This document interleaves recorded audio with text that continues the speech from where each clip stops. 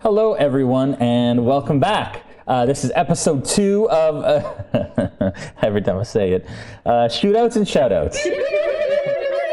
Which is, oh man, I never loved finger guns so much in my life. This is our after show where we discuss the episode that just happened and some revelations and some things that maybe were expected, that were unexpected, and where we potentially see the story going from here on in. To start, you folks had certain plans for this episode, one of which was to get the heck out of Dodge, and that didn't happen necessarily. And then there are all kinds of other things that you, including stopping for treats, which wasn't also on the thing. What was that like? You just walk me through kind of the mindset of spending a bit more time in town than you expected to.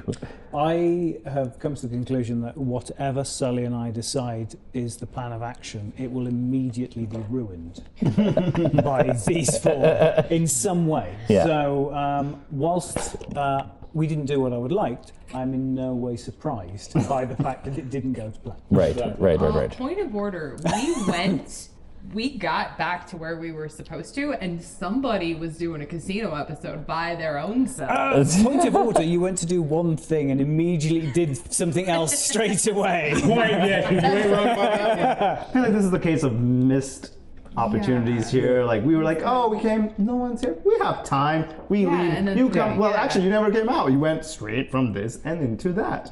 And stayed. And then we got treats. We did multiple things because we had the time. Archie had a whole cake. He deserved it.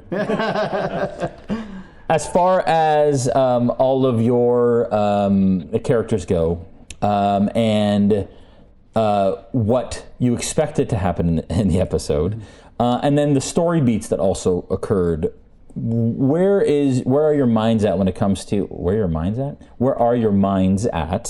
it comes to putting those puzzle pieces together? Like, what are some of the important sort of tidbits that you've picked up now along the way? So for me, when it comes to any tabletop, there is the overarching story.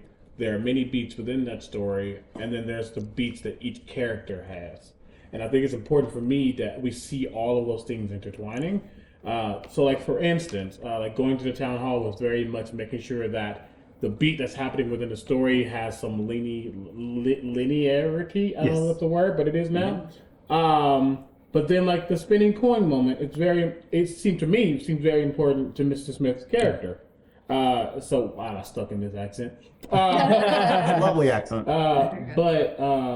So making sure that those moments also are honored and going through, like, as a player, it's important that when I notice a character moment happening that has nothing to do with me, that's great, I step back. That's why, like, I was, accompanying, but making sure that he was leading that story. Yeah. When the Clint thing happened, I'm like, while Sully, it doesn't trust him, Sully doesn't need to be there. Yeah. That's not Sully's story, that's Smith's story. So I think it's important, but I think it's cool to see all these things start weaving together. Yeah. I think they all kind of feed into each other too, without even realizing it, because like the story about Shiv looking for, he's a bounty hunter. He wants to hunt bounties, and then finding that right outside of the main town hall just because we happen to be there. So like the main story also created little hooks for our side stories and all that. And clearly some of that aspect also affected what seems like other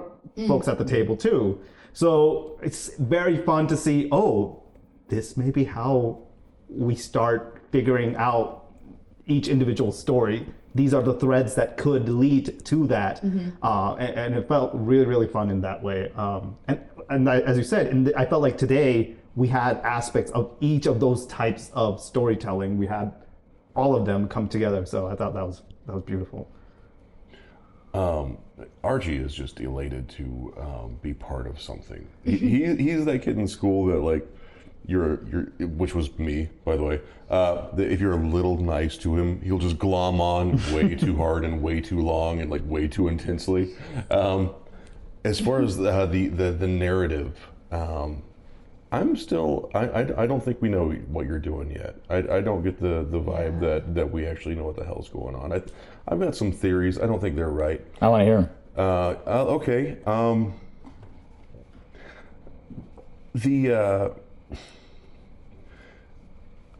I trust the Marif.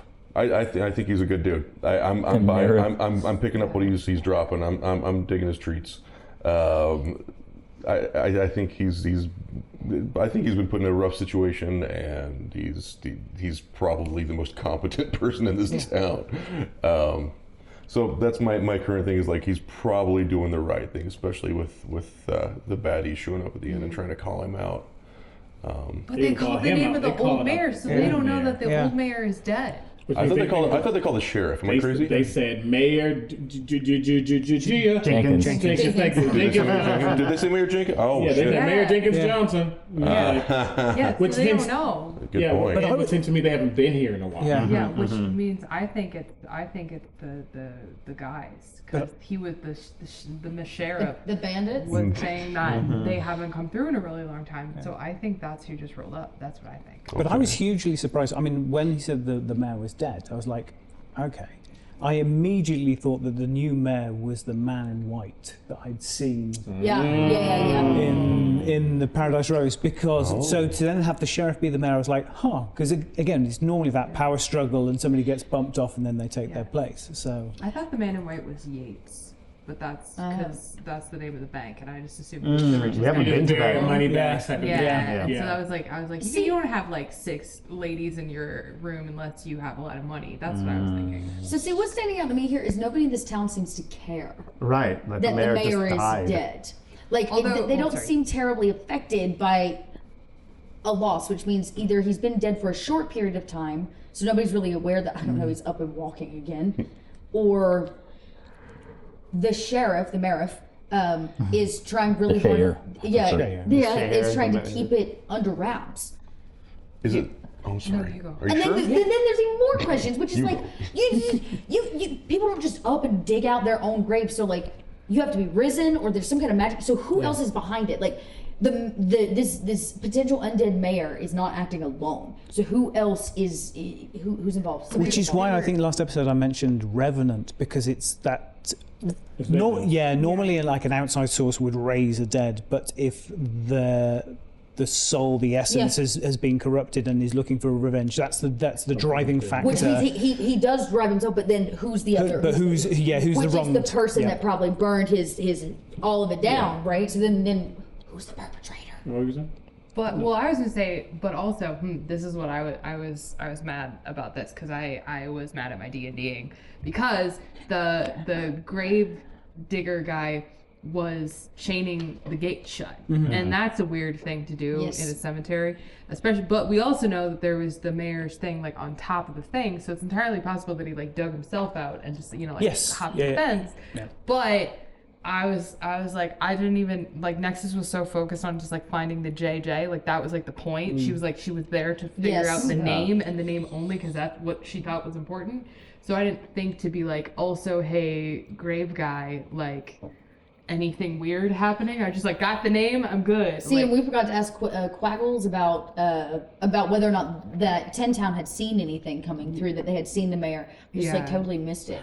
yeah. Is like we already we knew that the mayor went this That way. direction, Yeah, which also this is towards his shop. right. And the other thing is like you would think, because at this point it's been almost an entire night and half a day, because it's about afternoon at this point, I Yeah. believe, right? Yeah.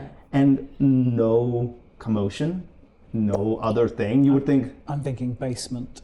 fair point, but I mean, like it's just like Gone in. no one has seen him. No one has, Yeah. like you would think someone, unless that creature has purpose. Yes. Yeah. Right?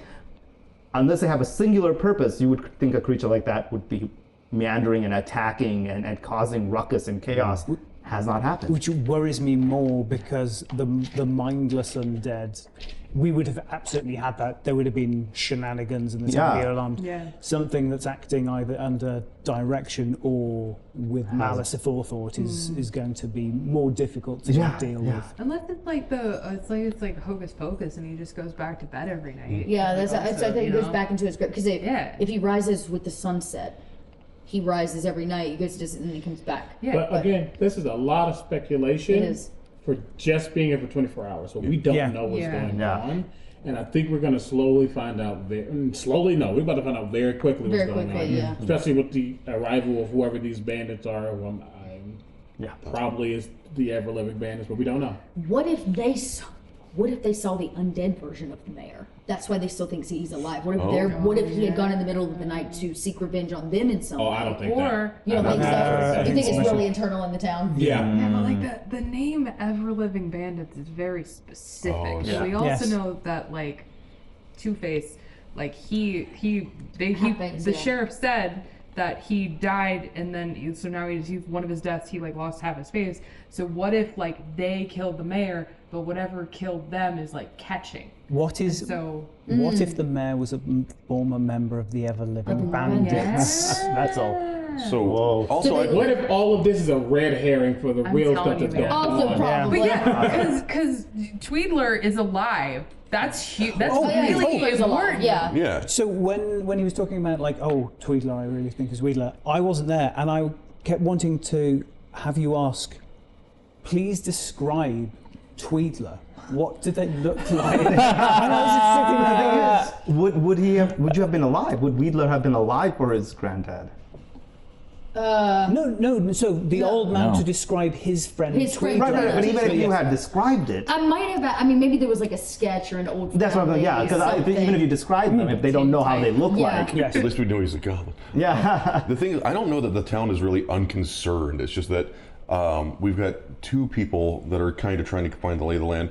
We've got two very focused subplots, and then two just cinnamon Yeah, rolls. I don't know what so we're we're getting these very Cinnamon rolls. we're getting these very myopic through lines, but we're not really going out and being like, "Hey, guy that lives in this shack, how do you feel about what's happening?" Yeah, we don't have any substantial evidence at all at this point to like put everything together. The only thing we can tell is with the bauble or the piece of fabric And the shoe. and the shoe that it's and the headstone that it's definitely the mayor yeah. that is Okay. walking at night. The whys, the hows is all very questionable. But also, here's the thing: we still have to. Well, not we. Maybe Smith and Sully. Who knows? Need to talk to Clint because Clint is on the case to figure out what happened to the mayor. Yeah. Don't know what Clint's vibe is, and I don't think Sully probably likes him. Weird analogy. I feel like Sully is like not really, but like the jealous partner when someone else hits on their partner. But like not in a romantic sense. He's like, "Why are you sat on the? Nope, I'm just gonna keep going." don't trust that. Yeah, don't trust that. And he rightfully so. He has the tools to not trust that. But yeah, and then I don't know. I just think it's been 2 episodes, but it's been less than 24 hours. More importantly, we're gonna find out some stuff, but I think if we get too in the weeds with like some of these specificities, we might miss what's actually going on. Yeah. But that's the joy of the D&D. We all have like different ideas and how this is coming together. It's just Also, wild. why is Tweedler living outside of town? Because Way outside of town. Because he made money. He's got his own homestead with retired. horses. He Yeah, retired. that was his retirement. Yeah, that was Not very well. But not in the shack. He's got a nice farmstead. He found something. Yes. So they paid him off. Yeah. Maybe he broke into the bakery too. Oh. Man. I want to give, because like this is called Shootout and Shoutouts. I want to give 2 quick shoutouts. Yeah, I think that could be a cool thing. The temple scene That was great. was very nice. Oh, thank you. Touching, dude. Very, very nice. It was just cool to see this seemingly mercenary. Obviously, he has a goal, but seeing how desperate he needs to see that goal happen was very cool. Especially going to a temple that you don't praise Remus, but like giving it a chance and then being like, well, whatever. This is what I thought. It was just a nice little moment to see. Also, shout out to Cobalt Press for making this spell. Cobalt Press. But Scribe is So such good. a good It's such a- spell. And when you said, "Hey, I'm gonna go through all the tombstones and just like scribe all their names just to have it," I'm like, that is just so nice. So like, Cobalt Press and I'm assuming it's Deep Deep Magic. Magic. Deep Magic, yeah. So just some good spell work. But I think that's also a big shout out to Kate for just having the like. I mean, that makes sense. cool for, way to use it, Cool way. yeah. I mean, for her character and the type of character it is, it just makes so much sense that they would have that capability to do something like that. And Yeah. I think that was really a great pick. Yeah. I think as a character, I was trying to go, so I was like, we should probably definitely for sure go to casino. We definitely for sure should. We should really go. Because I was like, Nexus can count cards. Make so much I money. was like, let's go cheat at the casino. But then, Technically not cheating. Yeah, Not technically cheating. not cheating. You just can't get caught. But I was like, but that was like the Just thing a is, I was like, because I poor keep thinking losers. about all these like different ways that you can take those very like information-y things. So like that's like my whole build is like I was looking at like hashtag spoilers for later, but like I'm really nervous about combat because like I'm the information person. Like I built Nexus to just be infobot. Is the And joy so, of a party. yeah, and so like that's what I'm excited about because I was like I don't really have a lot of like weapon spells, but I've got a ton of like you need info, I can get it for you. So like That's that's great. what I'm excited about because that's not normally what I do. Well, So I'm utility is hugely important Yeah. because there are things you can't brute force. excited. Yeah, Yes. yeah. And so I was yeah. So I'm nervous, but I'm really excited. All right. Well, that is it. That's another wrap on Shootouts and Shoutouts. We will see you next week for episode 3. Bye. Keep walking. just jazz hands.